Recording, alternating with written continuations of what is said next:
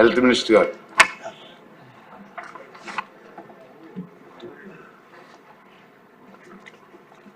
ధన్యవాదాలు అధ్యక్ష.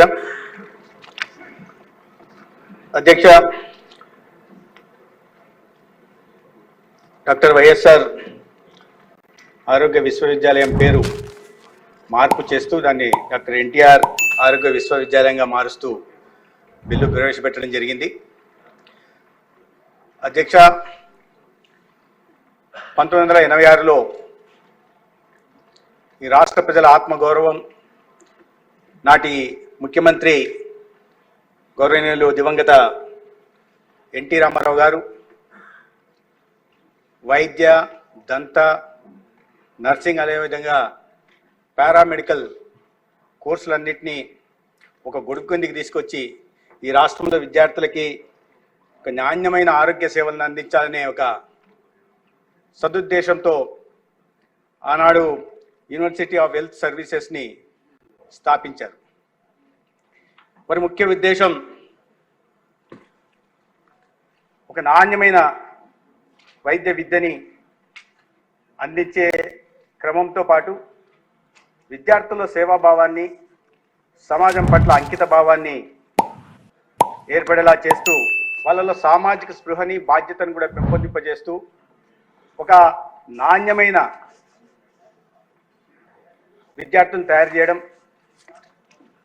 సామాజిక బాధ్యతని గుర్తిరిగేలాగా, సమాజానికి సేవ చేసేలాగా విద్యార్థులను తయారు చేసే ఉద్దేశంతో ఆ సంస్థను తీసుకురావడం జరిగింది. ఒక సకారాత్మకమైన నిర్మాణాత్మక వాతావరణంలో శిక్షణనిచ్చి ఆ రంగాల్లో నాయకులను తయారు చేయాలనే ఉద్దేశంతో ఆనాడు గౌరవ ఎన్టీ రామారావు గారు ఈ విశ్వవిద్యాలయాన్ని స్థాపించడం జరిగింది. అధ్యక్ష, ఇక్కడ ప్రత్యేకంగా చెప్పుకోవాల్సింది ఏంటంటే ఈ విశ్వవిద్యాలయం దేశంలోనే మొదటి ఆరోగ్య విశ్వవిద్యాలయం. అటువంటి ప్రతిష్టాత్మకమైన విశ్వవిద్యాలయానికి 1996లో దివంగత ఎన్టీ రామారావు గారు వారి మరణానంతరం అటువంటి వారిచే స్థాపించబడిన విశ్వవిద్యాలయానికి వారి పేరు పెడితే సముచితంగా ఉంటుందని నాటి ప్రభుత్వం 1998లో ఒక యాక్ట్ అమెండ్మెంట్ తీసుకొచ్చి దాన్ని ఎన్టీఆర్ హెల్త్ యూనివర్సిటీగా మార్చడం జరిగింది అధ్యక్ష. తదనంతరం 2006లో డాక్టర్ వైఎస్ రాజశేఖర రెడ్డి గారు ముఖ్యమంత్రిగా ఉన్నప్పుడు దాన్ని మరొక సవరణ చేసి doctor NTR university of health సైన్సెస్గా మార్చడం జరిగింది అధ్యక్ష. అయితే గత 1986 నుండి ఈ విశ్వవిద్యాలయం స్థాపింపబడిన నాటి నుంచి అనేక రకాలైన సేవల్ని, విశిష్టమైన సేవల్ని వైద్య రంగానికి యూనివర్సిటీ అందించింది అధ్యక్ష. 3,14,280 మంది విద్యార్థులు మెడికల్, డెంటల్, నర్సింగ్, పారామెడికల్ కోర్సులు పూర్తి చేసుకుని బయటకు వచ్చి ఇవాళ సమాజంలో వారి వంతుగా సేవను అందిస్తున్నారు అధ్యక్ష. అయితే 2022లో కేవలం రాజకీయ కారణాల వల్ల నాటి ప్రభుత్వం జగన్మోహన్ రెడ్డి గారు ముఖ్యమంత్రిగా ఉంటున్నప్పుడు వీటిని పేరు మార్చి ఇంకొక సవరణ తీసుకొచ్చి doctor NTR university of health సైన్సెస్ని doctor YSR university of health సైన్సెస్గా మార్చడం జరిగింది అధ్యక్ష 2022న. దాని తర్వాత 2022 అకాడమిక్ ఇయర్లో 16,297 మంది విద్యార్థులు బయటకు వస్తే కోర్సు పూర్తి చేసుకొని 2023లో 14,840 విద్యార్థులు పూర్తి చేసుకొని వచ్చారు. ఈ క్రమంలో అనేక మంది విద్యార్థులు, ఈ బయటకు వచ్చిన విద్యార్థులందరూ కూడా తీవ్ర ఇబ్బందులు పడ్డారు అధ్యక్ష. ఎందుకంటే ఈ పేరు మార్పు వల్ల అనేక యూనివర్సిటీల్లో అడ్మిషన్స్కి ఇబ్బందులు వచ్చాయి. ఆ రకంగా సర్టిఫికెట్లు దాదాపు 500 మంది విదేశాల్లో ఉన్నత విద్య కోసం వెళ్తున్న 500 మంది విద్యార్థులు నేమ్ చేంజ్ సర్టిఫికేటరీ కోసం కానీ లెటర్లు కానీ రాయడం జరిగింది. అదేవిధంగా 7,000 మంది ఎంబీబీఎస్ విద్యార్థులు కూడా తీవ్ర ఇబ్బందులు, తీవ్ర ఒత్తిడికి లోనైన సందర్భం కూడా ఉంది అధ్యక్ష.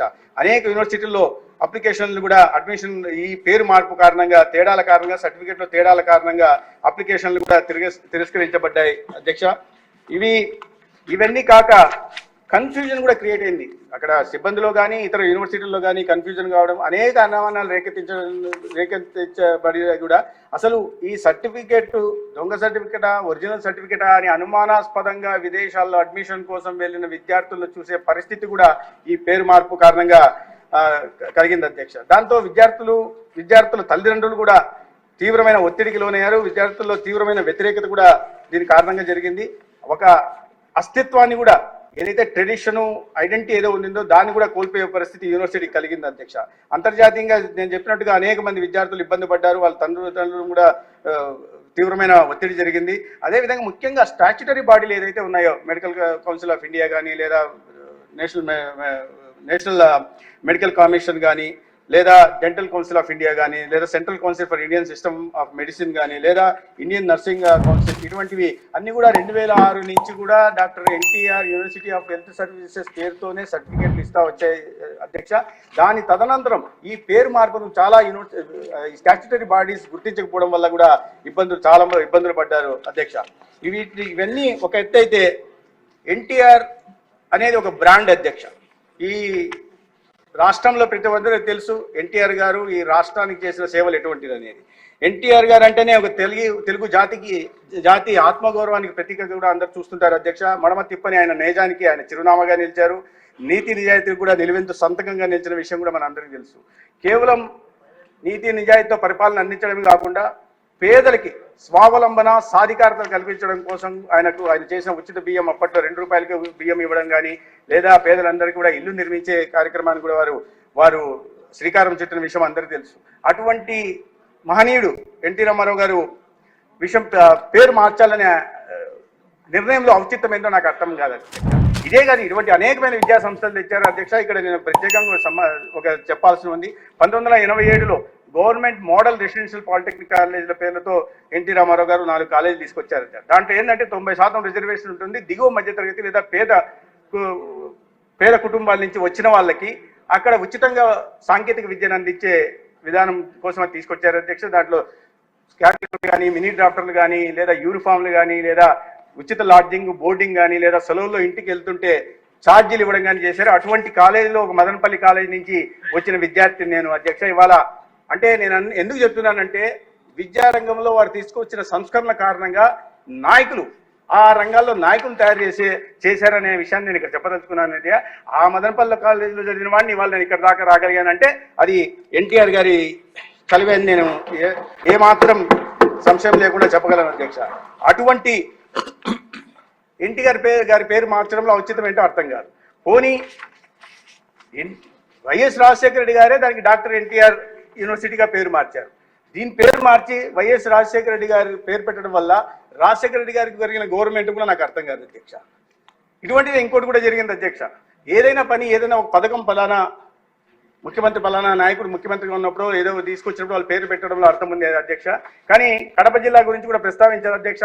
కడప జిల్లా పేరు రాజశేఖర రెడ్డి గారు కడప జిల్లా వాసి అయితే రాజశేఖర రెడ్డి గారి మరణానంతరం కిరణ్ కుమార్ రెడ్డి గారి ప్రభుత్వం నాడు వైఎస్ఆర్ కడప జిల్లాగా పేరు మారిస్తే ఈ పేర్ల పిచ్చి ఉన్న ముఖ్యమంత్రి ఇప్పుడే అనేక మంది ప్రస్తావించారు నాయకులందరూ కూడా స్వామిత్వ కింద డిజిటలైజేషన్ ఆఫ్ ల్యాండ్ రికార్డ్స్ తెస్తే దాంట్లో కూడా ఆస్తుల మీద ఫోటోలు పెట్టుకున్నాడు.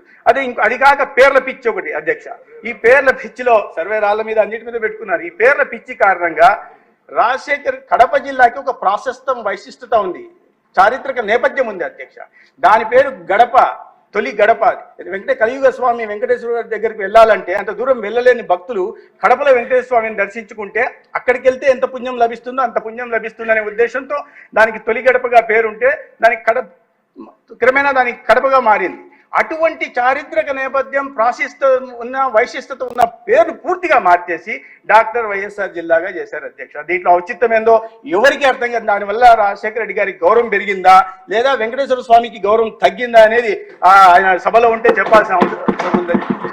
ఇటువంటి పేర్ల పిచ్చి కారణంగా ఒకవైపు ఈ మహనీయుని స్థాయిని తగ్గిస్తూనే రెండో వైపు రాజశేఖర రెడ్డి గారిని కూడా ప్రజల్లో చులకన చేసే విధంగా ఈ నిర్ణయం తీసుకున్నారు అధ్యక్ష. అది కాక ముఖ్యంగా నిర్ణయం వెనుక ప్రధాన కారణం ఏంటంటే ఎన్టీఆర్ గారి స్థాయిని తగ్గిస్తూ వారిని ఒక కులం ఘాటన గట్టే ప్రయత్నం చేసినట్టుగా అనిపిస్తుంది. ఎన్టీఆర్ అనే వ్యక్తి అనే నాయకుడు అందరి మనిషి, ఈ రాష్ట్రంలో బడుగు బలహీన వర్గాల సాధికారత కోసం పనిచేసి చట్టసభల్లో నాలాంటి అనేక మంది బీసీలు రావడానికి కానీ, బలహీన వర్గాల నుంచి రావడానికి కానీ, లేదా దళిత వర్గాల నుంచి కూడా ఇవాళ వాళ్ళకి సాధికారత లభించే దిశగా వారు ప్రయత్నం చేశారు. అటువంటి అందరి మనిషి, అన్ని కులాలకు సంబంధించి కులాలకు అతీతంగా ప్రజలు ఆరాధించే వ్యక్తి పేరు మార్చడంలో ఔచిత్యం నాకు ఏమాత్రం అర్థం కాలేదు. ఉద్దేశం అంటే ఇటువంటి ఏ సంబంధంత ఉద్దేశంతో దీన్ని స్థాపించారో దాన్ని అర్థం చేసుకోవడంలో గత ముఖ్యమంత్రి పాపం విఫలం చెందినట్టు అర్థమైంది అధ్యక్ష. దాంట్లో కొంతమంది ఆ పార్టీలో ఉంటున్న వాళ్ళు ఆ సందర్భంలో పేరు మార్పు సందర్భంలో రాజీనామా చేసిన దీంట్లో కూడా ముఖ్యమంత్రి గారు ఎందుకు రాజీనామా చేశారు అనే విషయం అర్థం చేసుకోలేదు.